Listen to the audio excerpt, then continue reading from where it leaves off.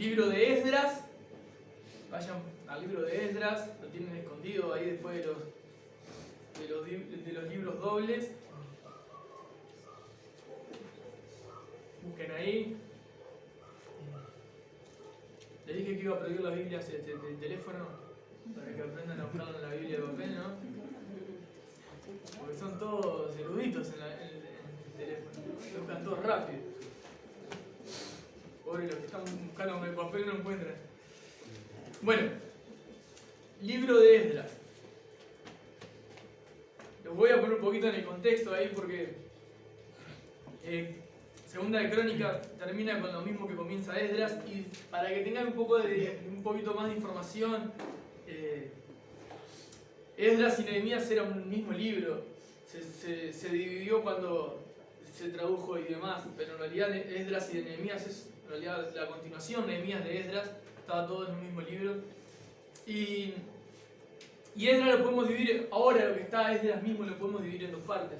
La primera parte, vamos a decir, es tipo la historia que gira en torno a Zorobabel, del capítulo 1 al capítulo 6, y después del 7 en adelante va a estar como protagonista Esdras, pero nosotros vamos a ver los primeros 6 capítulos, si Dios me ayuda, que gira en torno a Zorobabel. Y en realidad yo quería compartirles de esto los 6 capítulos, que es casi imposible, pero sí quiero tomar de los 6 capítulos lo más importante para que tengamos el más grueso, el todo de la situación.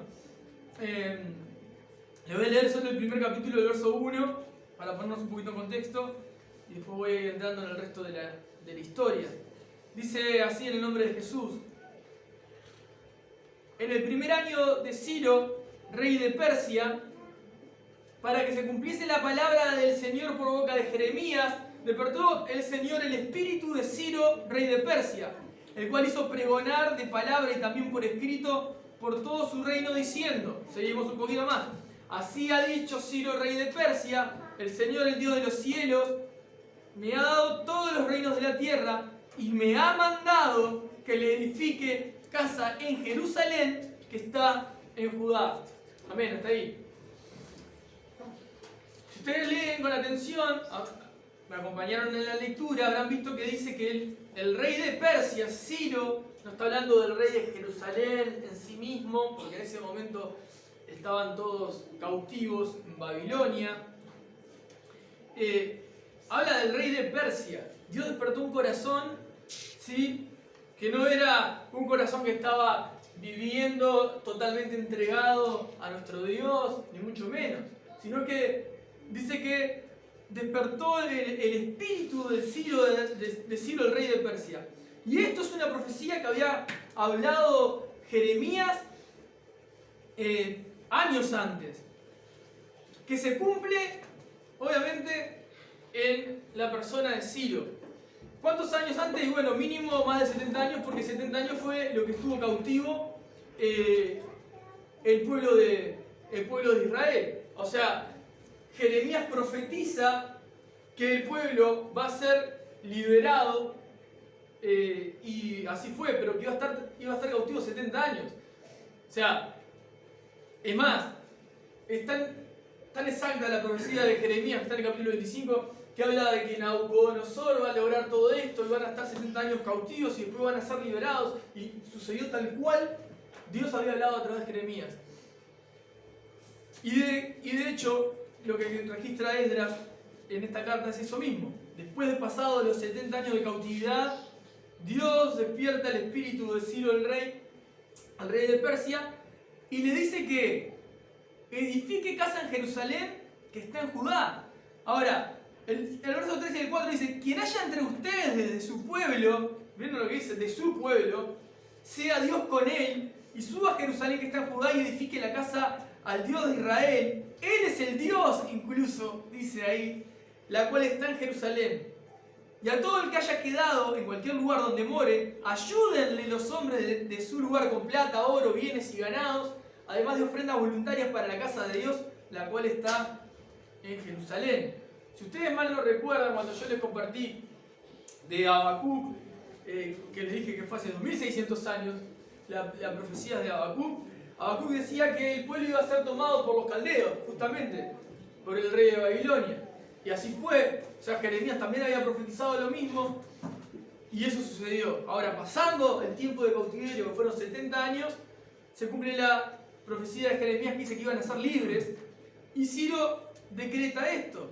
Todas las personas que estaban esparcidas por toda Babilonia, que fueran del pueblo de Dios, que volvieran a Jerusalén para volver a instalarse allí. Dice el verso 5.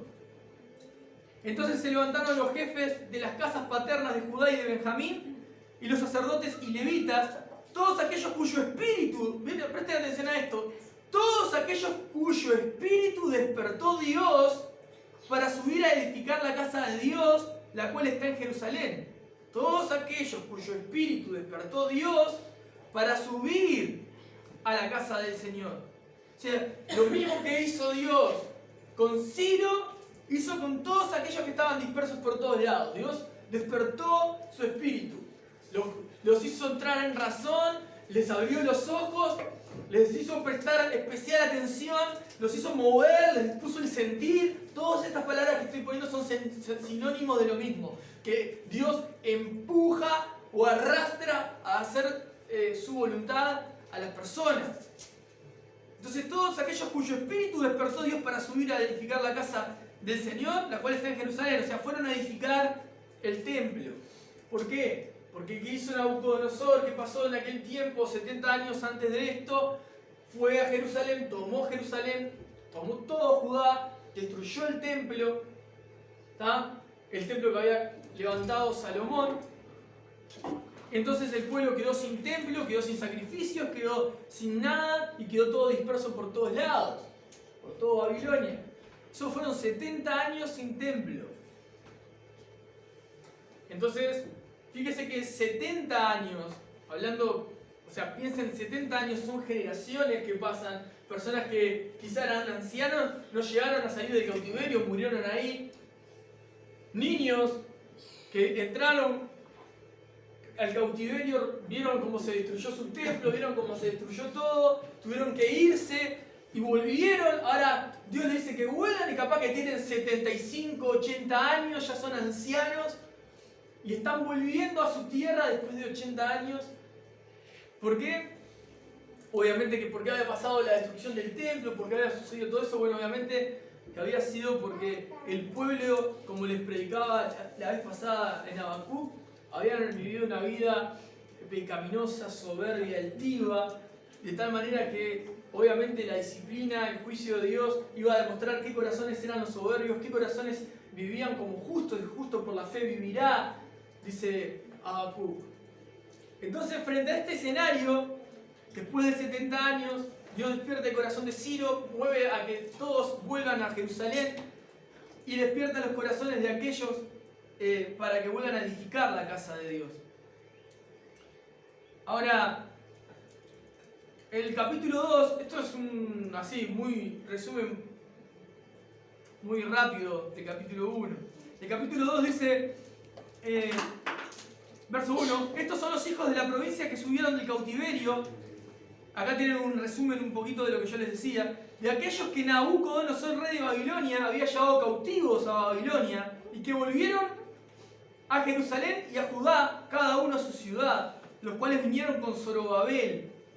Y ahí empieza a dar la lista de las personas que con Zorobabel llegaron a Jerusalén. O sea, fueron todos tomados por Zorobabel y fueron llevados por Zorobabel hacia Jerusalén. Como que él de alguna manera los gobernaba, los guió hacia allí. Y ahí hay una lista enorme, y capaz que algún nombre, si ustedes se detienen después a leerlo, van a resultarle conocido. Creo que el segundo que nombra es Nehemías. Entonces Nehemías estaba dentro de ese pueblo, obviamente, estaba ahí, era contemporáneo a Esdras, era contemporáneo a Zorobabel, estaba dentro del pueblo cautivo y volvían a Jerusalén. Para que tengan una idea, tanto Esdras o Nehemías, Zorobabel, Ageo y Zacarías eran todos contemporáneos, estaban todos allí, todos juntos. Todo el capítulo 2 nombra a todas las personas que volvieron hacia Jerusalén para restaurar el templo. Y entonces llegamos al capítulo 3, y ahí vayan al capítulo 3. Algunos capaz que lo tienen con algún título similar. Este dice restauración del altar y del culto. Dice que ahí en el verso 1 dice que el pueblo ya estaba establecido en la ciudad. Pero hay algo que me gustó, lo remarqué bastante para mí, para recordarlo. Dice la parte B del verso 1, o la parte C mejor del verso 1, dice: se juntó el pueblo como un solo hombre en Jerusalén. Obviamente cuando nosotros vemos eso, la expresión como un solo hombre está hablando de unidad.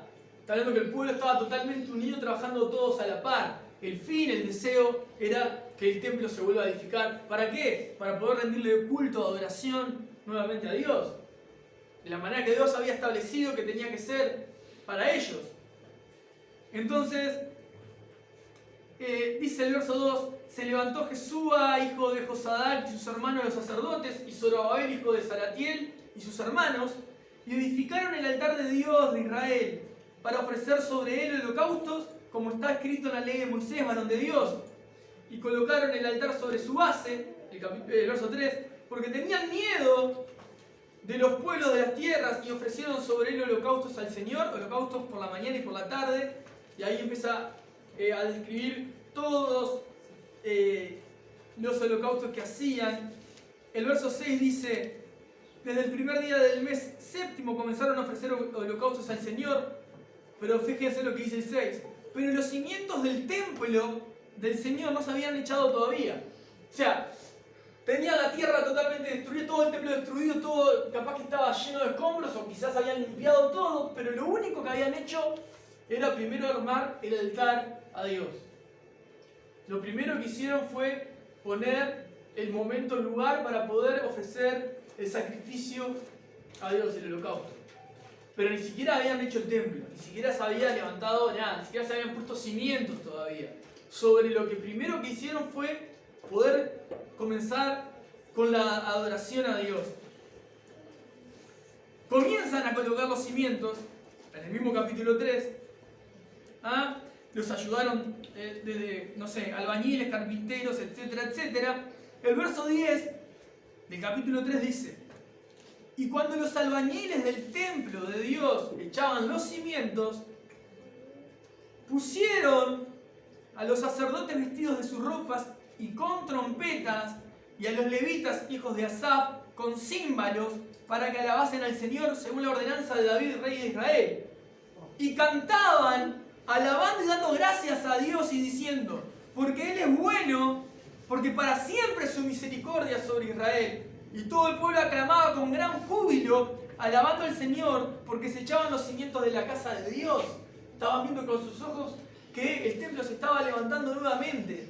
Era tanta la alegría, era tanta la emoción, que el verso 12 dice: y muchos de los sacerdotes, de los levitas y de los jefes de las casas paternas, ancianos que habían visto la casa primera, o sea, antes de ser destruido el templo, viendo echar los cimientos de esta casa, lloraban en alta voz, mientras otros daban grandes gritos de alegría. Y no podían distinguir el pueblo el clamor de los gritos de alegría de la voz de lloro, porque clamaba el pueblo con gran júbilo y se oía el ruido hasta de lejos. Acá hay dos cosas que podemos suponer que no son claras. Acá no es tan claro el texto. Yo quiero aclarar algo para que tengamos una idea. Esto puede ser así. Como les decía al principio, imagínense que muchos de estos ancianos ya de años habían conocido el templo anterior, habían visto la gloria de Dios anteriormente, y el templo fue destruido. Cuando vuelven después de 70 años y ven que el templo se vuelve a construir, podemos decir claramente que lloraban de alegría. Porque, fíjate, a ver, voy a hacer esta comparación, yo quiero que no le pase a ninguno, pero piensen en nuestros hijos, si el día de mañana por X motivos no se congregan nunca más durante 70 años. Y quizás por el pecado nuestro, o quizás por su propio pecado, el día de mañana. Y el Señor mueve su corazón 70 años después para volver a los pies del Señor y yo que sé, llegan a una iglesia. Me imagino que recordando todo lo que vivían desde la niñez, cómo sus papás lo llevaban a la iglesia, cómo podían cantar al Señor y viendo todo que estaba comenzando, como cuando ellos recordaban que eran niños, deberían llorar de emoción. Sería lo lógico. Pero también hay otra posición, otro punto de vista que es, estos hombres ya ancianos habían estado en el templo y habían visto la gloria de Dios, la presencia de Dios reposar sobre el templo. Pero acá estaban echando los cimientos y estaban dando culto y todavía no habla de nada de que la presencia de Dios estaba sobre el templo. Entonces quizás también lloraban como diciendo, nosotros sabemos lo que era. Y vamos a poder decirlo de esta manera. Quizás hoy predicamos, hablamos del Evangelio, enseñamos a Jesucristo como único camino, la salvación, como el único Señor, ¿verdad? El único medio, el único que puede hacernos llegar a la presencia del Padre, el único que puede justificarnos delante de Dios. Hablamos de que Él nos llama a vivir una vida en santidad, que nos llama a vivir una vida para Él, apartado del mal. Y quizás después de acá, 70 años, no estamos más los que estamos acá parados. Y los que están sentados alrededor de nosotros, nuestros niños, se apartan, se alejan, o por lo que sea, no llegan a congregarse hasta 70 años luego. Y cuando vuelven, ven una iglesia que no se predica de la santidad, no se habla de Jesucristo como único camino, capaz que ven cualquier otra cosa y capaz que el llanto no es de alegría sino de preocupación, porque realmente las personas que dicen estar llevando una vida para Cristo no la están llevando como realmente es.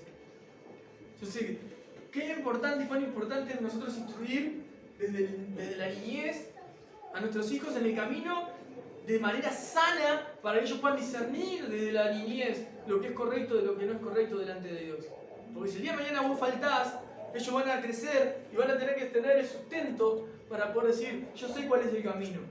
Mi papá, mi mamá me enseñaron. Tengo memoria que él decía esto. Porque quizá era muy chiquito y no se acuerda mucho de vos, por decir algo. ¿Entienden? O dejó escrito una cantidad de cosas en casa. Yo siempre pienso eso, digo, yo dejo todo escrito. Todo escrito. Si mañana no estoy, imprimí todo lo que tengo, hacé libros con todo lo que está escrito, le digo a mi esposa, está todo ahí. Porque eso quizás a alguien le va a poder facilitar la manera de poder llegar a Jesucristo, entender la Escritura y poder acercarse a Dios. ¿Entienden? Entonces, es tan importante poder instruir, poder dejar ese legado, porque eso va a hacer la diferencia. Y quizá tenemos las dos posiciones. Podrían llorar de alegría o podrían llorar de tristeza estos ancianos. No lo dice, pero son las dos posiciones que pueden haber, no pueden haber más. Obviamente que aquellos que estaban viendo que se estaba construyendo el templo estarían totalmente de alegría, dice que era júbilo, o sea, una alegría extrema lo que estaban expresando por poder ver que se estaba construyendo el templo. Era el momento más maravilloso para ellos, porque ellos no habían visto, solo habían escuchado que sus antepasados vivían esto y vivían lo otro, que algo que yo deseo también y pienso hoy contemporáneamente en mi vida para con ustedes y para con los que están llegando, que nuestra vida espiritual no sea de anécdotas, sino que las cosas que nosotros vivimos en otro tiempo se viven hoy. Si hoy te está pasando cuando yo antes vivía, bueno, y el Señor una vez hizo, o sea, hay algo que está raro, ¿no? Porque Dios no cambió y seguramente el que cambiaste sos vos. Esperemos que sea porque maduraste. Pero la vida que Dios nos llama a vivir, esa vida espiritual que nos llama a vivir, las cosas que Dios hizo y hace, tienen que sustentarse en nuestra vida. Y tiene que ir en aumento, o sea, nuestra vida espiritual sigue creciendo, sigue madurando, pero eso no quiere decir que Dios deja de obrar porque nosotros maduramos. Al revés. Dios sigue trabajando y sigue mostrando su poder, sigue mostrando su gracia, sigue transformando almas, sigue transformando personas, sigue haciendo que las personas se encuentren con Él. Él sigue despertando espíritus, el espíritu de las personas.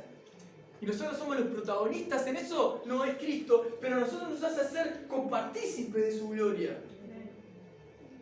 Entonces yo no puedo vivir mi evangelio, como dice Pablo, ¿no? El evangelio que yo predico, de historias pasadas. No. El evangelio es hoy. Siempre. Entonces, tenemos que buscar eso, ¿no? Decir, no, yo, sobre todo ahora lo recordaba cuando se los compartía, porque están llegando personas nuevas. De hecho, vamos a empezar a tener un espacio para poder empezar a hacer, como hicimos el seminario hace 2 años atrás. Bueno, vamos a hacer lo mismo. Tengo algunas ideas ahí, después se lo voy a estar compartiendo.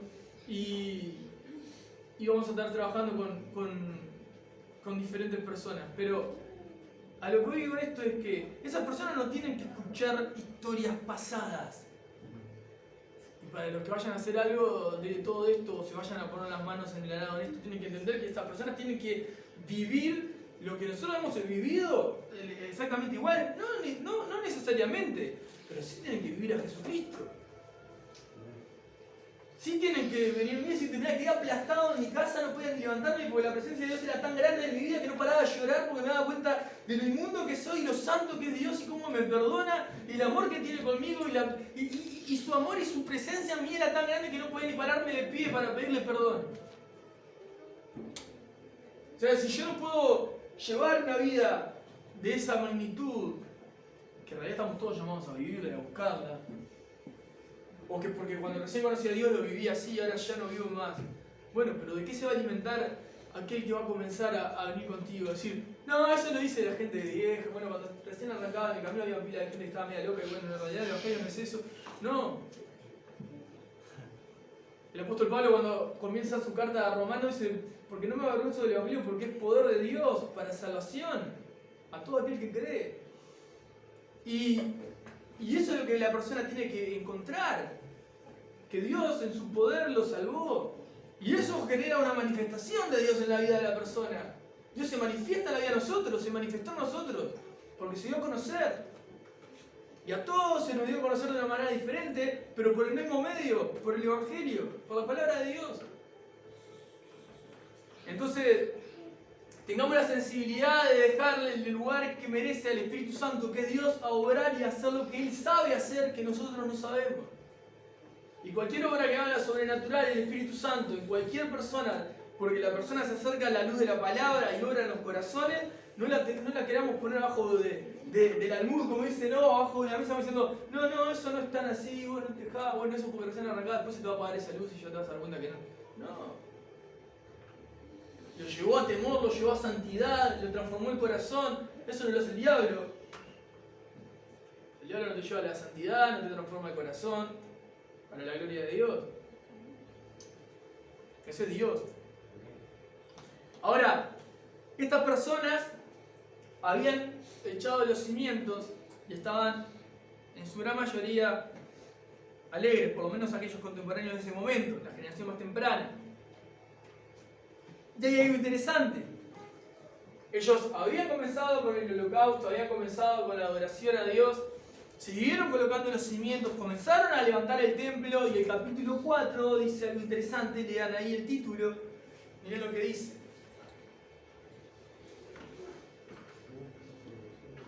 Los adversarios detienen la obra. Miren de qué manera los adversarios buscaron detener la obra. Dice, oyendo los enemigos de Judá, los enemigos de Judá y de Benjamín, que los venidos de la cautividad edificaban el templo del Dios de Israel, vinieron a Zorobabel, o sea, a Zorobabel que estaba liderando, y a los jefes de casas paternas, y le dijeron, edificaremos con ustedes. Escuchen esto, edificaremos con ustedes, porque como ustedes buscamos a su Dios, y a Él ofrecemos sacrificios desde los días de Saradón y rey de Asiria, que nos hizo venir aquí. Respuesta de Zorobabel, que suba verso 3, y los demás jefes de casas paternas de Israel dijeron, no nos conviene edificar con ustedes casa de nuestro Dios, sino que nosotros solos la edificaremos a Dios, al Dios de Israel, como nos mandó el rey Ciro, rey de Persia. Pero el pueblo de la tierra, miren lo que dice, estos enemigos, el verso 4, pero el pueblo de la tierra intimidó al pueblo de Judá y lo atemorizó para que no edificara. Sigue, sobornaron además contra ellos a los consejeros para frustrar sus propósitos. Lo tengo que marcar, no lo marqué. Para frustrar sus propósitos. Todo el tiempo de Ciro, rey de Persia, y hasta el reinado de Darío, rey de Persia. Y en el reinado de Asuero, en el principio de su reinado, escribieron acusaciones contra los habitantes de Judá y de Jerusalén. También en días de Artajerjes escribieron Bislán, Mitrídates, Tabael y los demás compañeros suyos. Artajerjes, rey de Persia, y la escritura y el lenguaje de la carta eran en arameo. Regún, canciller, y Simai, secretario, escribieron una carta contra Jerusalén al rey Artajerjes. Y después, bueno, explica qué dice la carta. Sobornaron, intimidaron, buscaron frustrar el propósito para que la obra se detenga. Y el verso 21, la respuesta del rey, cuando le llevan la carta para poder hacerle que dictaminara o dictara que se frenara la obra y que no siguiera, dice lo siguiente, verso 21 del capítulo 4. Ahora pues, den orden que cesen aquellos hombres y no sea esa ciudad reedificada hasta que por mí sea dada nueva orden. Y miren que no sean negligentes en esto, porque ¿por qué habrá de crecer el daño en perjuicio de los reyes? Entonces cuando la copia de la carta del rey Artajerjes fue leída delante de Rehum y de Simsai, secretario, y sus compañeros, fueron apresuradamente a Jerusalén a los judíos y le hicieron cesar con poder y violencia. El resultado, entonces, cesó la obra de la casa de Dios que estaba en Jerusalén y quedó suspendida hasta el año segundo del reinado de Darío, rey de Persia. ¿Qué pasó? Comenzaron a adorar, echaron los cimientos, empezaron a levantar el templo y se levantó el enemigo. Primero no se levantó el enemigo en contra. Primero quiso infiltrarse el enemigo. ¿Para qué? Yo te ayudo y trabajo contigo. Y ellos dijeron, no. Nosotros lo hacemos, no te preocupes. Entonces, como no pudieron, bueno, entonces vamos a intimidarlo. Como no pudieron, vamos a sobornar a otros para que vengan y frenen. Tanto hicieron esa opresión que lo lograron. Frenaron la obra de Dios. Y ahí el verso 24 nos arroja un poquito más luz. Dice que quedó suspendida hasta el año segundo del reinado del rey Darío, del rey de Persia. Ahora, acá entran en escena dos profetas. En el capítulo 5, Ageo y Zacarías, que tienen las cartas después para leerlas, porque son contemporáneas a esta situación. Entonces les va a dar más luz el día de mañana si lo leen, o cuando son de acá y abren sus Biblias y ya se van leyendo, sería mejor.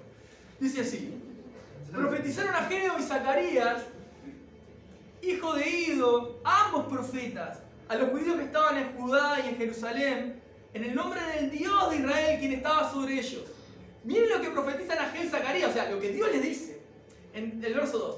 Entonces se levantaron Zorobabel, hijo de Salatiel, y Jesúa, hijo de Josadac, y comenzaron a reedificar la casa de Dios, que estaba en Jerusalén. Y con ellos miren quién estaban.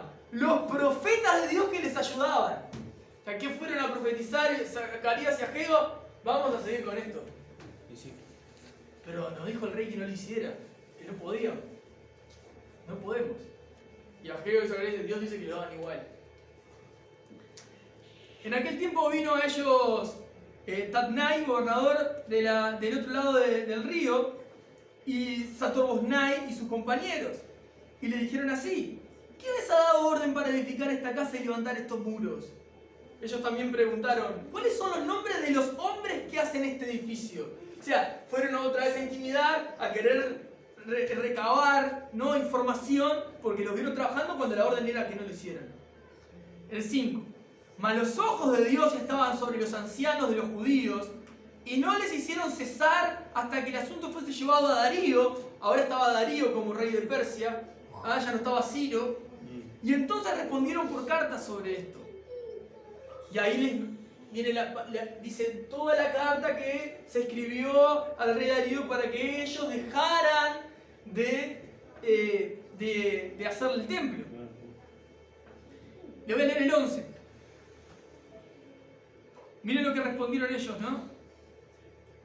Dice, y nos respondieron diciendo así: nosotros somos siervos del Dios del cielo y de la tierra. Esto fue la respuesta de Ageo, Zacarías y los ancianos a estas personas que habían querido ir a intimidar. Nosotros somos siervos del Dios del cielo y de la tierra y reedificamos la casa que ya muchos años antes había sido edificada, la cual edificó y terminó el gran rey de Israel. Mas después que nuestros padres provocaron a ira al Dios de los cielos, ¿vieron por qué se destruyó el templo? Él los entregó en manos de Nabucodonosor, rey de Babilonia, caldeo, el cual destruyó esta casa y llevó cautivo al pueblo a Babilonia. Pero en el año primero de Ciro, rey de Babilonia, el mismo rey Ciro dio orden para que esta casa fuese reedificada. Bueno, ahí sigue la carta, explicando además las demás cosas que Ciro dijo que tenía que pasar. El verso 16 dice: Entonces Sesbazar vino y puso los cimientos de la casa de Dios, la cual está en Jerusalén, y desde entonces hasta ahora se edifica y aún no está concluida. Y ahora, si al rey parece bien, búsquese en la casa de los tesoros del rey que está allí en Babilonia, si es así por el rey Ciro había sido dada la orden de reedificar esta casa de Dios en Jerusalén. Y se nos envía a decir la voluntad del rey sobre esto. ¿Qué les dijeron Ageo, Zacarías y los ancianos a estos hombres? Vayan y díganle al rey esto, todo lo que les acaba de leer, y que vaya y busque en Babilonia, va a encontrar algún documento, va a aparecer de que fue Ciro que nos dijo y nos dio la orden que podíamos hacer esto. Pues así va Darío y encuentra el rollo donde tenía todo escrito Ciro, que decía que fue Dios que le dijo que eso pasara. Entonces, en el verso 6 del capítulo 6, perdón, en el verso 7, miren lo que dice. Verso 7 del capítulo 6. Dejen que se haga la obra de esa casa de Dios, que el gobernador de los judíos y sus ancianos reedifiquen esa casa de Dios en su lugar. Y por mí es dada orden de lo que hagan, de lo que han de hacer con esos ancianos de los judíos para reedificar esa casa de Dios. Que de la hacienda del rey, que tiene el tributo del otro lado del río, miren lo que es, sean dados puntualmente a esos varones los gastos para que no cese la obra. Y lo que fuere necesario, becerros, carneros y corderos para holocaustos al Dios del cielo, trigo, sal, vino y aceite, conforme a lo que dijeron los sacerdotes que están en Jerusalén, les sea dado día por día sin obstáculo alguno para que ofrezcan sacrificios agradables al Dios del cielo y oren por la vida del rey y por sus hijos. También por mí es dada orden que cualquiera que altere este decreto se le arranque un madero de su casa y alzado sea colgado en él y su casa sea hecha muladar por esto. Y el Dios que hizo habitar allí su nombre destruya a todo rey y todo pueblo que pusiere su mano para cambiar o destruir esa casa de Dios, la cual está en Jerusalén. Yo, Darío, he dado el decreto, sea cumplido prontamente. Verso 14, salteamos 1. Y los ancianos de los judíos edificaban y prosperaban conforme a la profecía del profeta Ageo y Zacarías, hijo de Ido. Edificaron pues y terminaron por orden del Dios de Israel, por mandato de Ciro, de Darío, Artajerjes, rey de Persia. Voy a leerles un poquito más abajo. Miren lo que pasa. Terminan la casa y se la entregan al Señor. Verso 16 dice la parte C. O sea, cada coma dice A, B, C. Bueno, la parte C dice: hicieron la dedicación de esta casa de Dios con gozo. El verso 20. Miren lo que pasaba con este pueblo. Porque los sacerdotes y los levitas habían purificado a una. Todos estaban limpios y sacrificaron la Pascua por todos los hijos de la cautividad y por sus hermanos los sacerdotes y por sí mismos. Verso 21. Comieron los hijos de Israel que habían vuelto del cautiverio con todos aquellos que se habían apartado de las inmundicias de la gente de la tierra para buscar al Dios de Israel. Y celebraron con regocijo la fiesta solemne de los panes sin levadura 7 días, por cuanto el Señor los había alegrado y había vuelto el corazón del rey de Asiria hacia ellos, para fortalecer sus manos en la obra de la casa de Dios, del Dios de Israel. Amén. Leí los 6 capítulos. Gloria a Dios. Ahora voy a entrar en algunos puntos, pero quiero que vean el final nomás, lo que dice, ¿no? El verso 21 decía que todos aquellos que se habían apartado, o sea, los hijos de Israel estaban juntos con todos aquellos que se habían apartado de las inmundicias de la gente de la tierra para buscar a Dios. A mí me hace pensar en nosotros y me hace pensar en todos los que llegan. Y esto es un desafío que les pongo y me pongo a mí también. Todos los que llegan y buscan purificar su vida delante de Dios a través de Jesucristo y llegan con esa necesidad y llegan al Señor, nosotros somos los encargados de poder no solamente transmitirles el mensaje, enseñarles a vivir el mensaje de salvación. Todos nosotros, por poquito que sepamos o mucho, estamos encargados de instruir al que tengo al lado. Pero no como yo soy el superior a vos y te enseño. ¿Me entienden? Sino De gracia recibí, de gracia te doy. Yo tengo que ser el que estoy acá y puedo ver al otro que está ahí y le voy a decir, vení, acércate, acompáñame a esto. Voy a levantar la Biblia, agarrarla de ese lado. ¿Para qué vas a hacer agarrar con el otro? Si no, no lo necesitas, lo puedo hacer yo solo. No me importa, el otro necesita también hacerlo. Necesita sentirse útil. Necesita saber que puede entregar algo, que puede dar algo. ¿Entienden? Todos estamos llamados a poder instruir, a discipular. ¿Eso es discipular? En todo momento. Los días que predico acá adelante, para los que están ahí, para los que desean la predicación, los que desean la enseñanza, los que desean la evangelización, los que servimos, los que vienen a limpiar, pueden venir, a veces vienen 3, a veces vienen 2, a veces vienen más, pero en el momento que si hay solo una escoba, yo barro 5, tomás 5, barre vos. Por decir algo, ¿no? No se vayan a tomar eso como personal, pero esa es la idea, ¿me entiendes lo que quiero decir? Hago 3 paladas de un pozo, hace 3 paladas, 2, tomás ahí un poquito vos, después yo lo termino. Pero las personas, cuando llegamos a Cristo, nos sentíamos inútiles. Y en Cristo somos útiles. Y hagamos sentir a los demás útiles. Eso es lo que ellos hacían. Se acercaban todos y todos tenemos parte con esto. Como cuando trabajaban como un solo hombre a levantar el templo. Como un solo hombre, solo uno.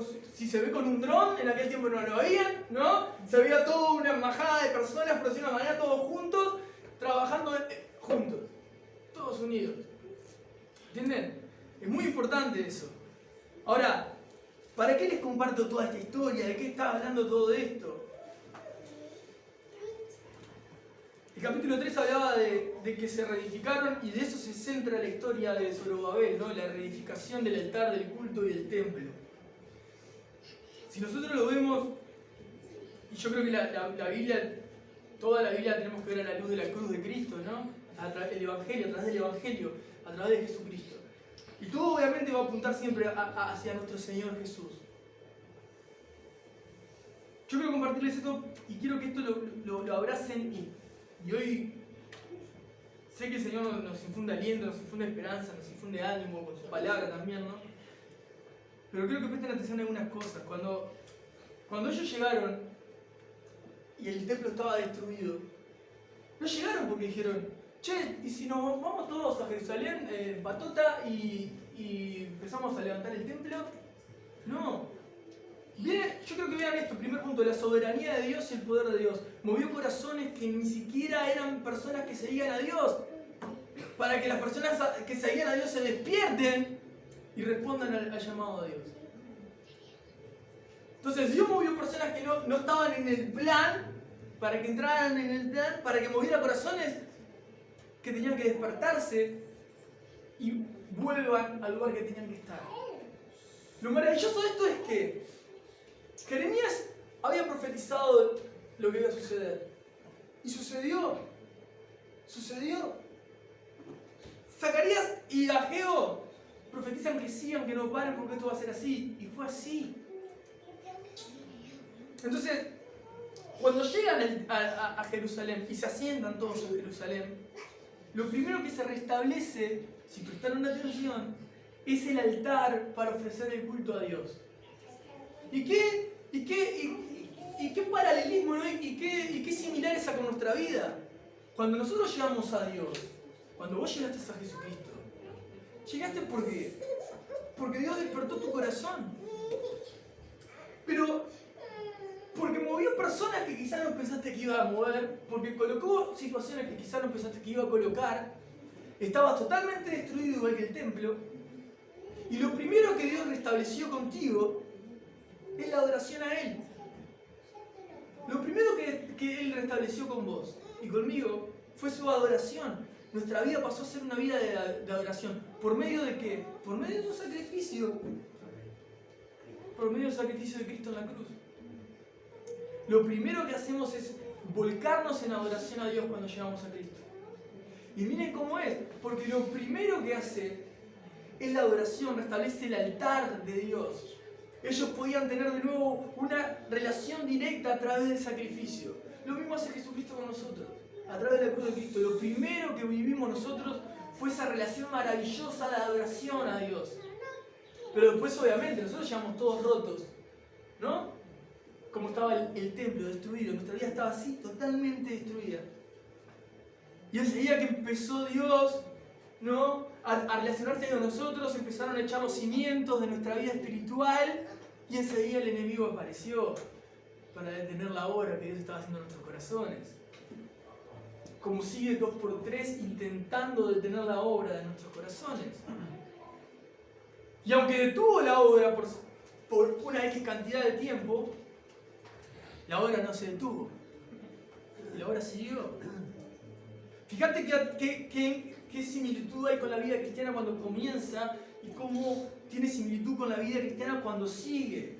Porque el enemigo siempre está allí tratando de infiltrarse, o tratando de confundirte, o tratando de desalentarte, o tratando de frenarte, o tratando de detenerte. Y cuando eso sucede, cuando eso comienza a suceder en el corazón de uno, y de repente a nosotros nos puede pasar que podemos ver la vida de otros detenerse, pero sabemos y no confiamos en lo que estoy viendo, ni en los sentimientos que me genera esto. Yo confío en este Dios que me dice que el que comienza, lo termina.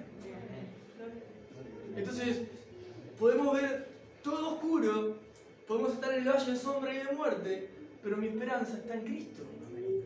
Que así como se tuvo que detener por un breve tiempo el templo, Dios levantó a Ageo, levantó a Zacarías para decir, se sigue, no se frena esto.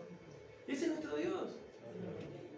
Que aunque quieras, ¿me entienden? A una parte nuestra humana, como hoy nuestro hermano compartía al principio, ¿no? Muchas veces nuestra parte humana es difícil, nuestra parte humana se confunde, nuestra parte humana va a buscar lo que va en contra de la voluntad de Dios, mira hacia el lugar que no tenemos que mirar, ponemos la mirada donde no tenemos que poner. Pero nuestro Dios es mayor que nuestra parte humana, y eso es lo maravilloso.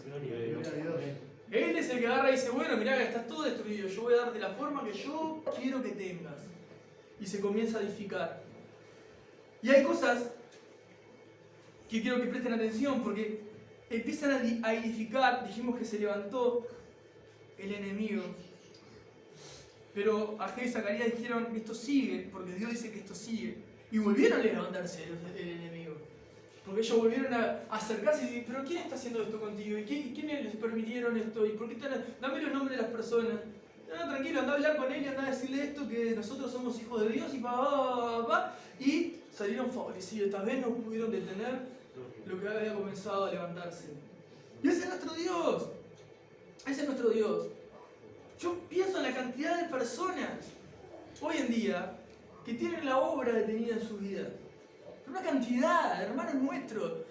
Hermanos que se congregan acá o no se congregan acá. Nuestros hermanos. Los que amamos. Los que oramos por ellos. Los que sufrimos al verlos de repente porque tiene que madurar, o porque no entiende muchas cosas, o porque cree que entiende mucho y no lo vive, porque sabe mucho y no lo pone por obra, y tenemos todo, vemos todo.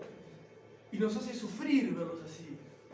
Y oramos para que ellos puedan levantarse pero tenemos una confianza absoluta. Dios va a terminar la obra en sus corazones como va a terminar nosotros. Pero hay muchos que están detenidos por el miedo, por el pecado, por la confusión. Y tenemos que ser como ese Zacarías, como ese Ageo, que fueron a profetizarle al pueblo y dijeron, no, se sigue adelante, se levantan y se sigue. Como el Espíritu Santo, ¿no? Hablándole a Elías para que coma, para que vea, para que se levante. ¿Quién cree que fue el que le habló a Elías? El Espíritu Santo. Levantate, come, bebe. Tenés un largo camino. Seguí adelante. No se termina esto. Esto recién comienza. ¿Me entienden?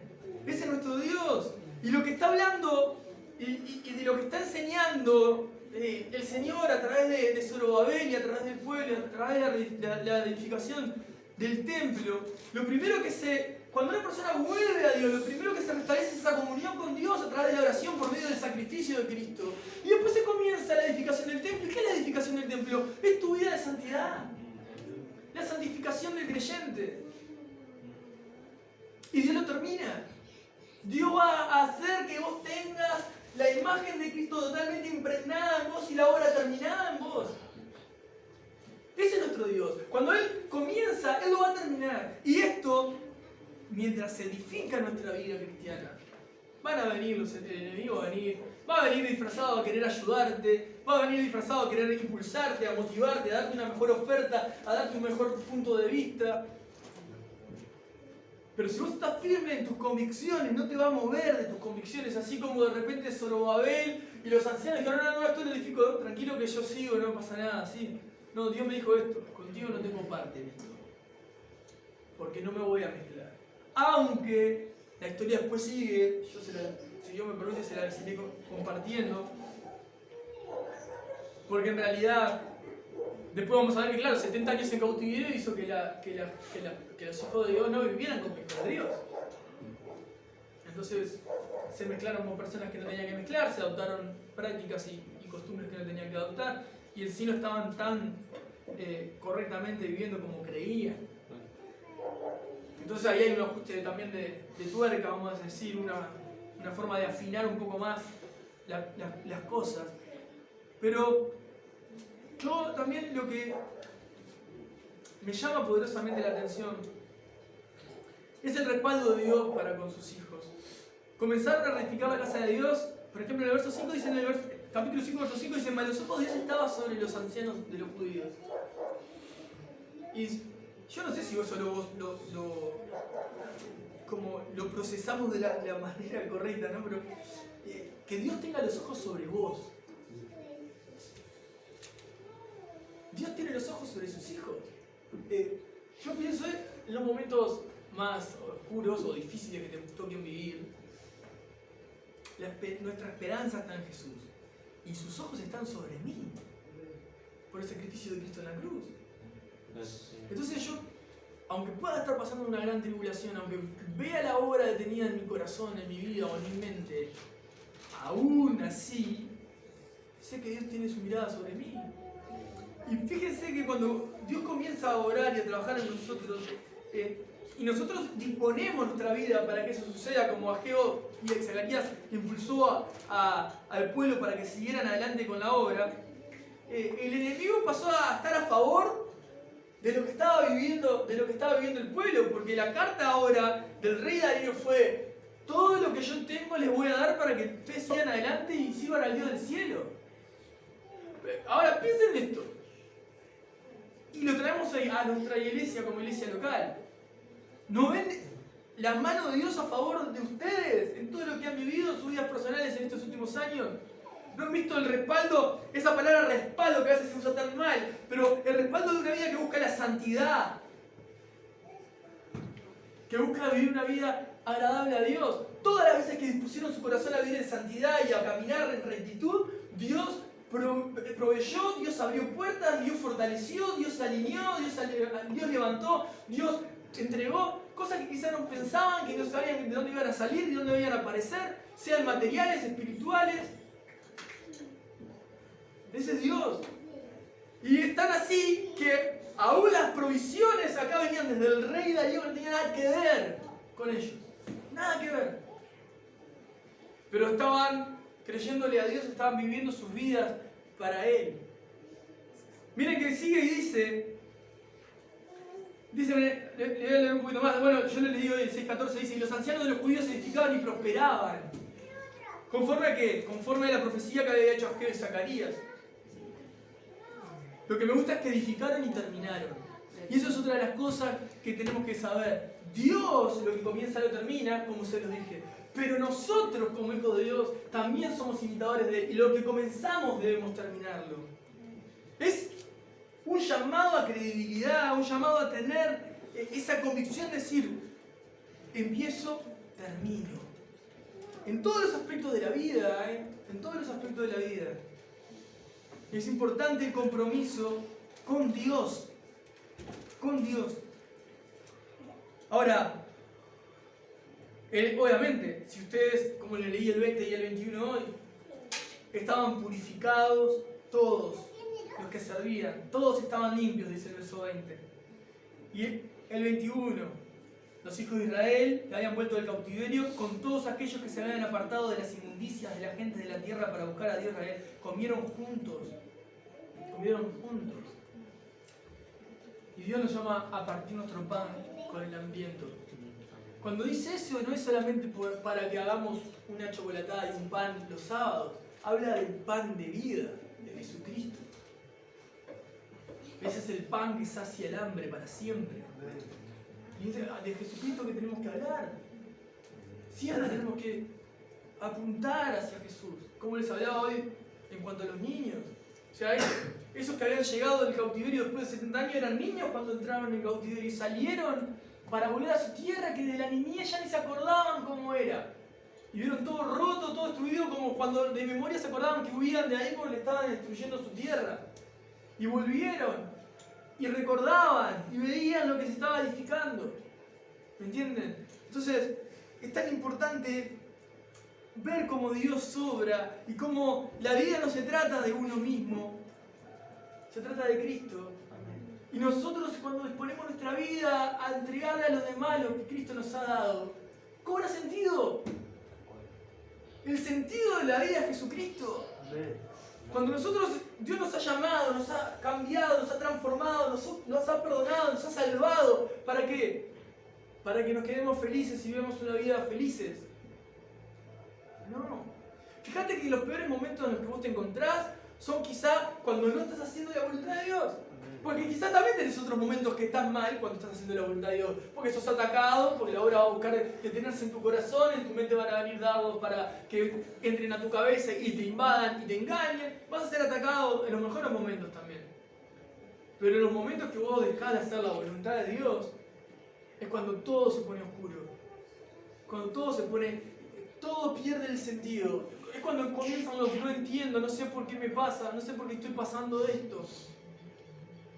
Pero cuando nosotros ponemos la confianza en Dios como que mucho no me interesa por qué está pasando, ni estoy buscando la vuelta de por qué sucede. Porque si son cosas buenas no me las pregunto. ¿Por qué? Porque creo merecerlas. Ahí estoy mal. Ahora, no, ni me las cuestiono porque sé que vienen de Dios y Dios es bueno. Y las cosas malas, tampoco sé por qué vienen, pero Dios sigue siendo bueno. Mi confianza está en la bondad de Dios. Fíjense que el pueblo de Israel sabía, cuando escribieron la carta, nuestro templo fue destruido por el pecado. ¿Y por qué teníamos la vida destruida? Por el pecado. Y nosotros no vamos a estar levantándonos en contra de la obra que Dios quiere hacer. Y no hablo de la iglesia, hablo de nuestra propia vida. Si Dios quiere edificarte, no vas a estar destruyendo lo que Dios está levantando en vos. Incluso miren, para los matrimonios dice Pablo a los de Éfeso, ¿no? Y nos dice a nosotros en la carta que aquel que se ama a sí mismo puede amar a su esposa, porque se ama, se cuida, así como se cuida, así tiene que amar a su esposa. ¿No? O sea, Dios quiere hacer algo en mí, y eso significa soy uno, va a hacer algo en mi esposa o la esposa en mi esposa, y yo no voy a estar tirando abajo lo que Dios pueda estar haciendo en el corazón del que tengo al lado, no tiene sentido. Yo tengo que potenciar a la persona que tengo al lado para que sea de bendición. Tengo ejemplos de malos matrimonios. Si quieren, puedo leerles uno, y esto no iba por acá, pero creo que eso sirve para poder reforzar lo que el Señor nos está hablando esta mañana. Les voy a compartir, si pueden.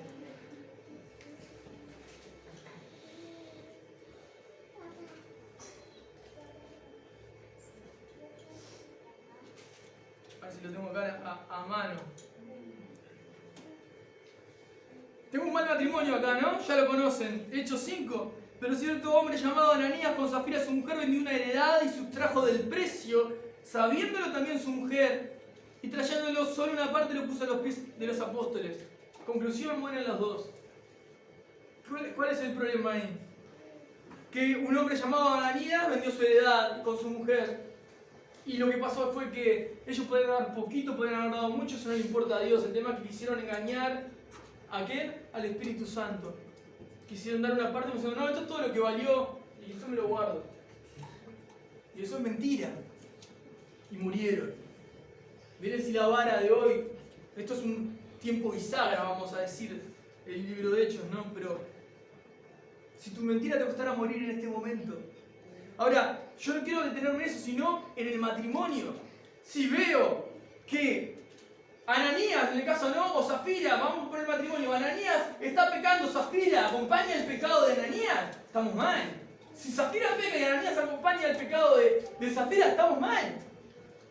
Ahora, si Ananías ve el pecado de Zafira y reprende a Zafira, o si Zafira ve el pecado de Ananías y reprende a Ananías, ahí estamos bien. Ahí estamos comprendiendo. Es muy importante poder entenderlo. O sea, lo mismo con Adán y Eva. En Génesis. O sea, no podemos alentar al que tengo al lado a que siga pecando. Tengo que llevarlo a la cruz, aún si se enoja conmigo. Aún si se enoja conmigo. Porque yo estoy amando a la persona. Entonces, ¿por qué le decía esto? Porque realmente tenemos que ser como el pueblo que buscaba edificarse. Y cuando somos uno, obviamente es uno. Y la obra que Dios está haciendo no la vamos a tirar abajo. Y tenemos que alentarnos unos a otros a las buenas obras. Las buenas obras alientan los pasos de cualquier cristiano.